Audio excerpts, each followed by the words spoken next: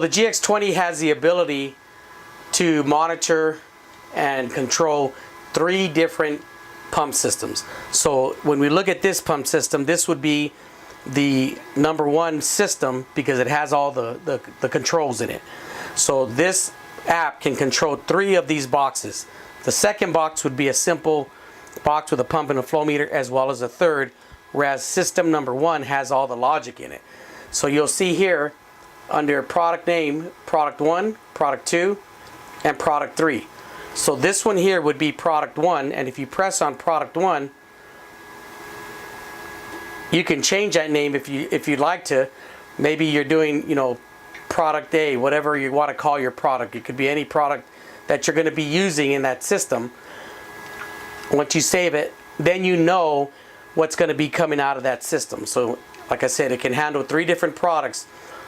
The only difference between product 1 or system 1, system 2, and system 3 is that system 1 can do up to 5 different products.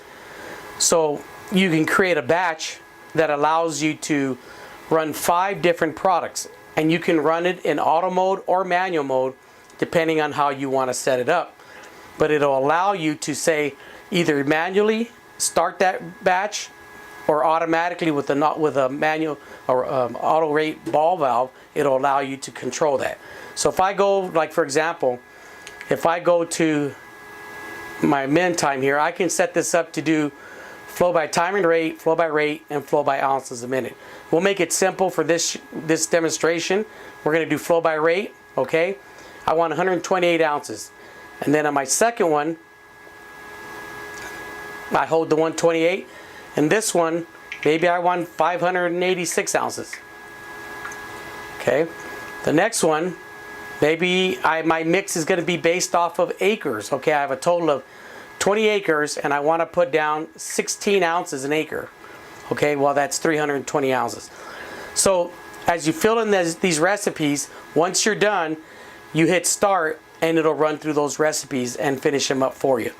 That's the only difference between product 1, whereas product 2, which is your second system, can only handle 1 product, and product 3, which is your third system, can handle 1 product. But all 3 of these can be running at the same time. So if you want to treat a batch or create a recipe for system 1, that can be running, and system 2 can be running, and system 3 can be running as well. So it gives you the flexibility to maybe run products that can't touch each other, or you want to run 3 products at the same time, whereas system 1 can run multiple products, but it's going to run these one at a time.